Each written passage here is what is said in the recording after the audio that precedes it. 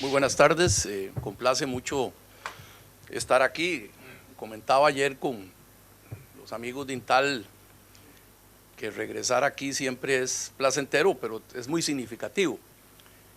Yo estuve por acá en una labor especial por ahí de 1997. En ese entonces estaba yo encargado por mi gobierno de organizar una reunión del Acuerdo de Libre Comercio de las Américas, ALCA, en 1998. Y recordaba las discusiones que tuvimos acá sobre la necesidad de la integración hemisférica, como se llamaba el ALCA. Y viendo lo que ha pasado, realmente es una lástima. En lo personal creo que el ALCA no se diera, porque muchas de las cosas que he escuchado en estos días, sobre todo el aspecto más delicado, que hemos sido muy eficientes en integrarnos con el mundo, pero no tan eficientes en eliminar las barreras entre nosotros mismos. Y por un lado tenemos Centroamérica con su acuerdo, con otro lado el Mercosur, por otro lado la Alianza para el Pacífico, otro, en fin, es algo para meditar. Y esto me lleva inmediatamente hacia el tema de China y Asia.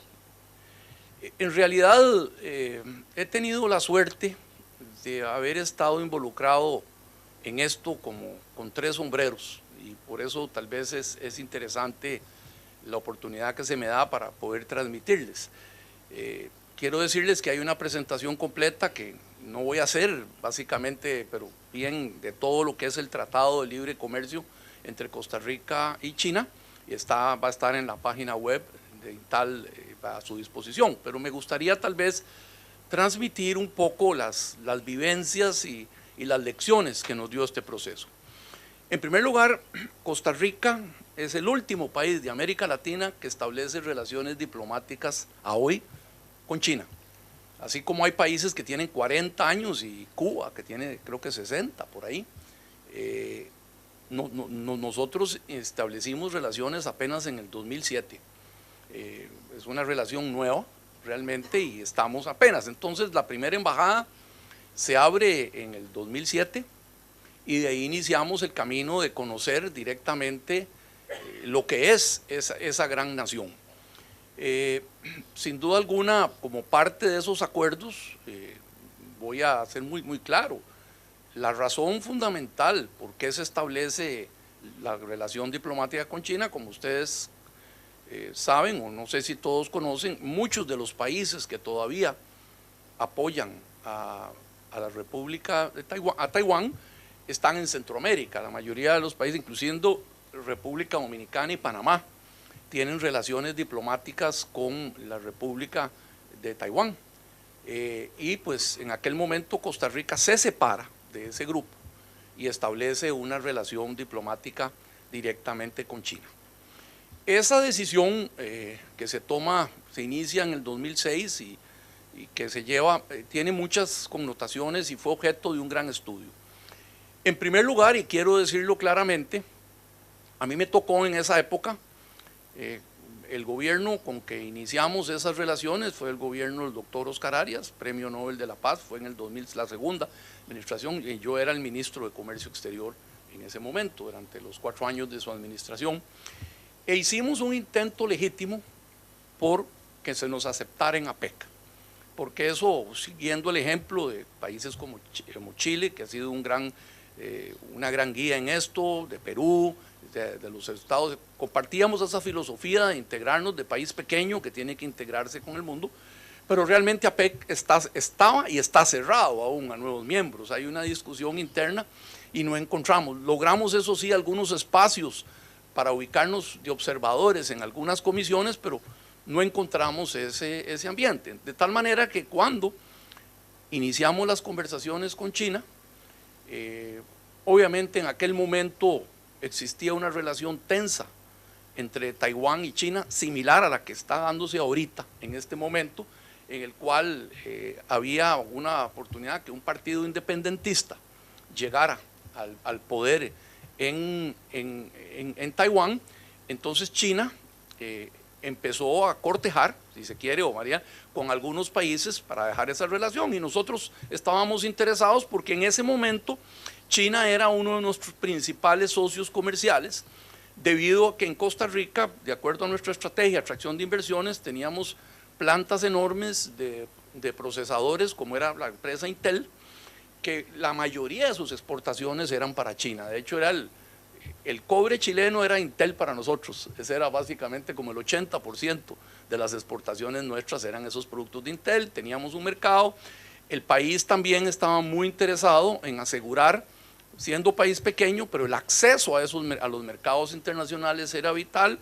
Ya habíamos terminado el acuerdo de libre comercio con los Estados Unidos, transformando las preferencias arancelarias en un acuerdo de última generación. Estábamos iniciando con la Unión Europea, donde ya también íbamos a hacer eso, y si lográbamos redondear China, podíamos tener casi el 93% de nuestro comercio, como lo tenemos hoy, bajo tratados de libre comercio, que nos aislaba un poquito de los problemas de la Organización Mundial de Comercio y de las situaciones internacionales también. Entonces, sí había una claridad en eso. Entonces, cuando se habló de las relaciones diplomáticas, inmediatamente pusimos sobre la mesa, porque en ese momento ya había terminado la primera parte del acuerdo con Chile y estaban empezando con Perú, y les dijimos, bueno, ¿por qué no con Costa Rica? Y iniciamos ese acuerdo.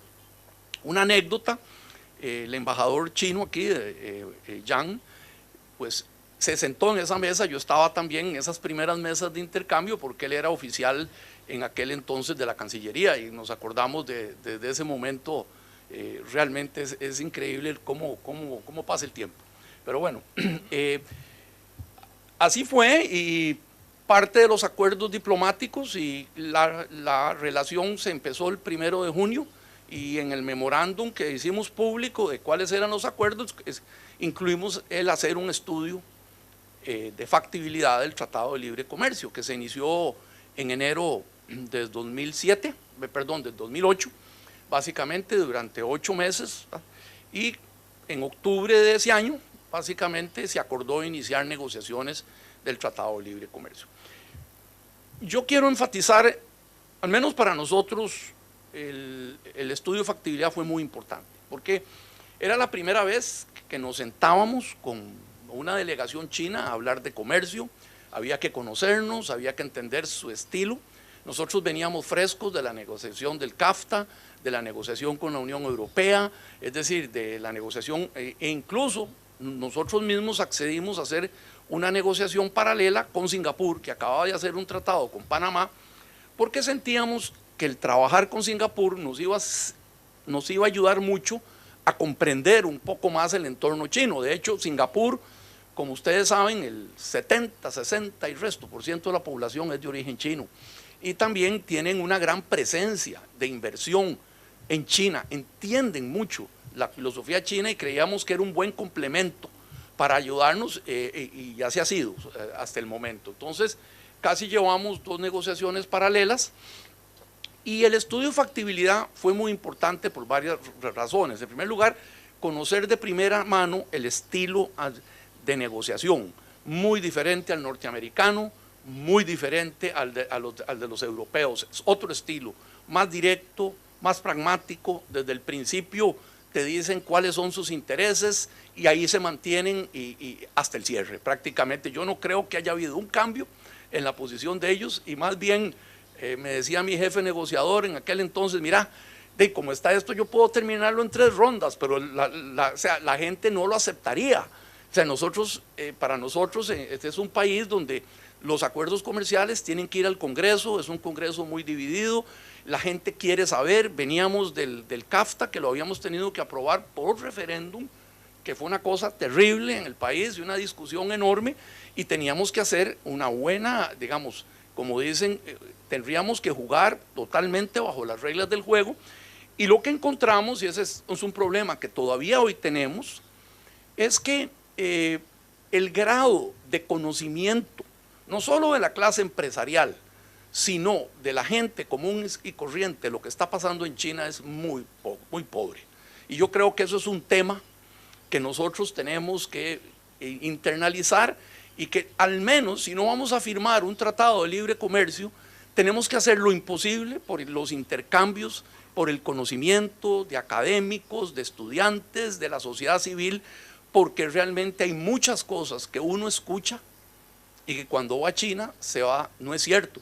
Y se lo dice alguien que vivió 4 años en China, tuve esa experiencia como embajador. Es muy diferente a lo que uno le dicen. Entonces, ese tema es muy delicado, creo que lo mencionó alguien, que estamos tarde en esa discusión, que estamos retrasados, eso es algo que definitivamente tiene que hacerse. Hay 2 temas importantes. El acuerdo, diríamos, de estudio de factibilidad tenía una parte econométrica, que es básicamente un estudio de los flujos y de las proyecciones, un modelo econométrico que puede ser cierto o no, pero que bajo ciertos parámetros que siempre tienen variables, si le va bien a uno, si le va mal, los resultados eran buenos, siguiendo aquella tesis de que un país pequeño con un país grande siempre gana el país pequeño. Esa es una realidad que hasta ahora nosotros hemos logrado demostrar en todos los tratados.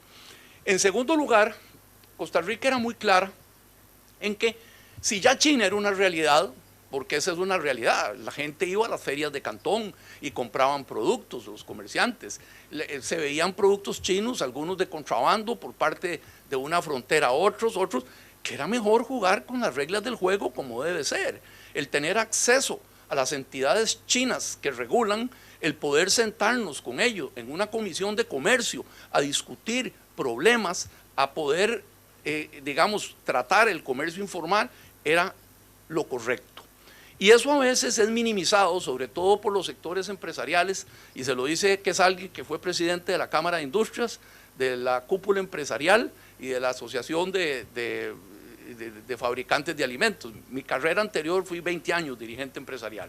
Entonces, yo sé cómo es la cosa ahí. Entonces, ellos se enfocan en los plazos de desgravación, pero no necesariamente es eso, los plazos de desgravación se acaban, ya nosotros terminamos la desgravación de 20 años con México, ya en el CAFTA llevamos 10 años, todo eso se termina. El tema son las normas, la institucionalidad, y nosotros dijimos, era mejor definir una carretera, es decir, por donde vamos a transitar, hacerla bien, y ya después las cosas fluyen. Y eso es básicamente la idea del tratado, y nos enfocamos mucho en los temas, obviamente, de regulaciones, aduaneros, etcétera. Todo eso fue importante, y de hecho, hoy por hoy, luego de 5 años de tener ya en vigor el tratado, uno se da cuenta, por ejemplo, todos los temas, la discusión más fuerte puede ser con los certificados de origen, que a veces los exportadores chinos, por ahorrarse tiempo, no los hacen como deben hacerlo, entonces es muy difícil para la aduana costarricense tener que pararlo, pero se para y se reporta a la autoridad china, y allá ellos qué harán con esa persona que nos envió un certificado que no era el correcto, por no decir falsificado, pero efectivamente esa es la realidad. Pero tenemos institucionalidad y la gente tiene a dónde quejarse.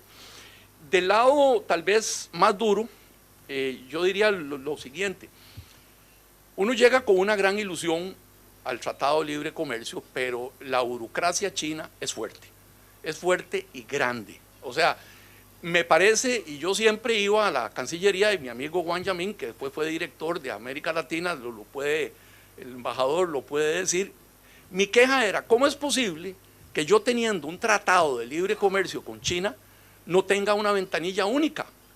Una ventanilla única que me resuelva aquí mis problemas con las entidades chinas.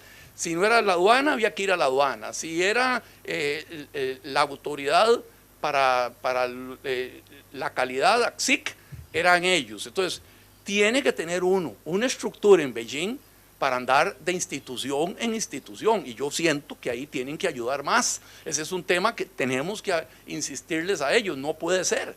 O sea, es demasiada la...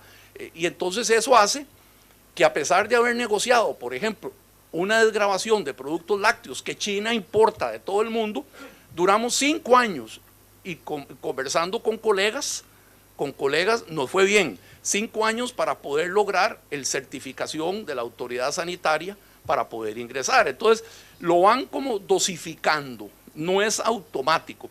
Uno está acostumbrado en un tratado que si negociamos esas condiciones y todos cumplimos con el Códex Alimentarios y las cosas, entramos. Y si hay problemas, que lo vean en aduana y tenemos un mecanismo de solución de control. No, pero ahí no. Hay que hacer un proceso que es un protocolo hasta por productos ridículos, digamos, banano. Es decir, nosotros exportamos a todo el mundo. Tener que hacer todo un proceso, un análisis de riesgo, por ejemplo, para cada producto, y son meses, y son años, y hay que esperar la visita. Eso verdaderamente es tremendo. Tan feo como la implementación del TLC con los Estados Unidos, para ponerles un ejemplo. Ok, voy terminando. Entonces, el otro tema es el tema del desarrollo del TLC. Bueno, ¿en qué estamos? A mí me parece que en inversiones, esa es otra de las metas no cumplidas hasta el momento, porque nosotros hicimos un tratado, es más, habíamos firmado un acuerdo de inversiones antes incluso que el tratado. Fue tal vez el primer acto, pero realmente ahí nos encontramos varias cosas.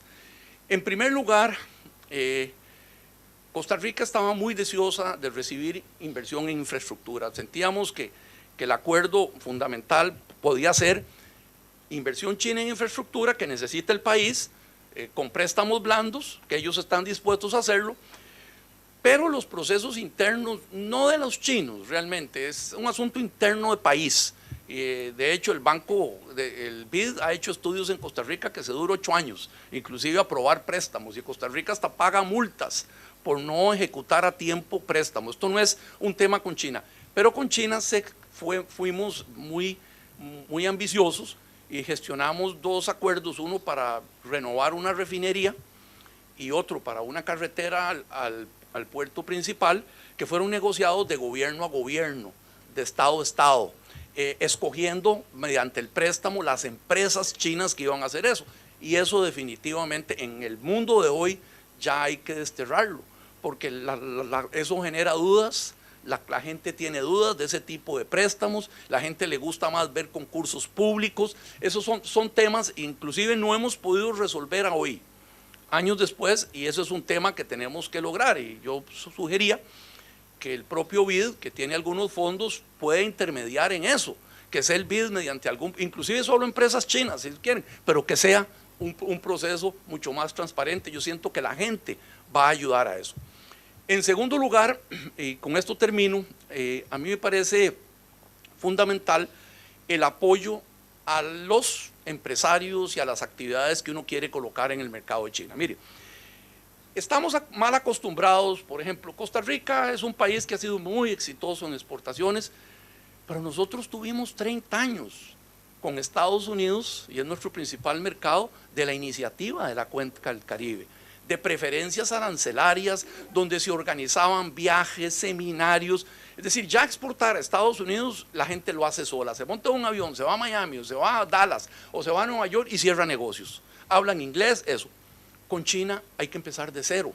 No hablamos el mismo idioma, no conocemos el mercado, es un mercado que no solo es grande, diferente, sino que es en total evolución. Como bien lo decía Andrés, el comercio electrónico viene de 3, 4 años para acá, hace 5 años no existía.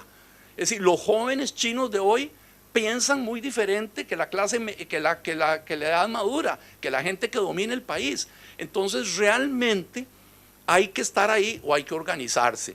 Y lidiar con eso, con ese mercado tan grande, creo que no nos hemos podido organizar. Yo siempre he propuesto en varios foros que lo primero que tenemos que hacer, un grupo de países, ya sea a través de la Alianza del Pacífico o nos ponemos de acuerdo, es un centro de facilitación de negocios, como yo los he visto que tienen los chinos con Rusia, en otros países, en el cual podamos interaccionar, que nos puedan ayudar, que estén las autoridades, ventanilla única, y nos puedan ayudar con temas de idioma y acceder a esos mercados. Quienes han sido más inteligentes, a mi juicio, porque uno se los encontraba en cada esquina de Beijing, son los australianos y los neozelandeses. Yo me quito el sombrero porque ellos desde hace años pusieron a Asia como su dirección. Sus jóvenes australianos y neozelandeses se van a aprender chino desde que tienen 21 años, allá a los 25 hablan perfecto chino, se quedan haciendo negocios, tienen asociaciones. Uno dice, esta gente está en eso, entienden la cultura y a su vez están en eso. Y esa parte no la he visto en Latinoamérica. Eso es algo, nosotros le hemos puesto un gran interés. Tenemos más de 100 estudiantes todos los años aprendiendo mandarín y yo creo que de unos años eso va a ir. En resumen, y con esto termino, sí creo que la cosa ha ido bien, aprendemos de los errores. Me he acostumbrado a sacar de las cifras lo de Intel, porque lo de Intel ya eso ha caído. Intel cambió su estrategia, hizo plantas en China y dejó de exportar prácticamente de Costa Rica, y también el producto que exportábamos, que eran los chips para las computadoras portátiles, ya ese producto ha sido sustituido por los chips de los tablets. Todos sabemos que los tablets es la moda, que los hacen en China. Es decir, las plantas chinas son las más eficientes hoy por hoy. Entonces ya la exportación desde Costa Rica ha bajado muchísimo. Pero todos los productos que nosotros desde el día 1 que empezamos las negociaciones y a hoy han subido, han crecido todos los años y entran muchos productos nuevos. Estamos hablando de jugo concentrado de frutas, estamos hablando de carne de vacuno que ya entramos, estamos hablando de productos lácteos, estamos hablando de café. Es decir, ya nosotros nos sentimos que lo que nos falta es tal vez cantidad, músculo, pero vamos, es decir, ya estamos trabajando. Por eso es que, como yo digo siempre, cuando empezamos nuestra relación con Estados Unidos, nuestra oferta exportable era banano, azúcar y carne. Esa era toda, hace en 1970 y resto. Hoy por hoy exportamos más de 4.000 productos a todo el mundo, pero se puede hacer. Muchas gracias.